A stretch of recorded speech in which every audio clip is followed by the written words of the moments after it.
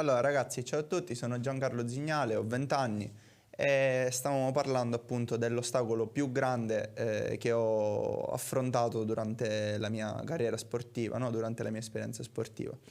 Diciamo che non ho mai avuto proprio un ostacolo grosso, ok, che mi ha proprio impedito di poter portare avanti il mio obiettivo. Il mio ostacolo più grande è stato quando ho iniziato a fare pugilato e iniziavo a perdere sempre le gare, no? Avevo fatto circa 10-12 match e li avevo persi tutti, no? E quindi questa cosa mi aveva un po' buttato giù, no?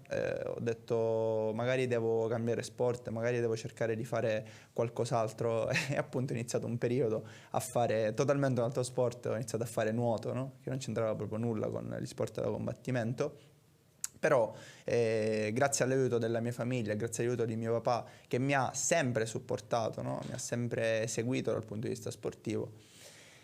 Ho ricominciato con gli sport da combattimento e ho iniziato a fare kickboxing. Da lì, crescendo, sono arrivato appunto dove sono oggi, no? Il consiglio che voglio dare è quello che sicuramente non, è difficile superare gli ostacoli, no? Il mio era un ostacolo piccolo, no?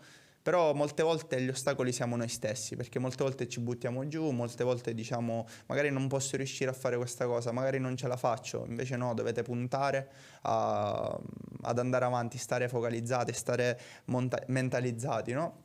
E cercare di superare così gli ostacoli, no? Perché fondamentalmente non esistono degli ostacoli che possono fermarti, ma siete voi stessi a fermarvi, no? Quindi dovete spingere e andare avanti.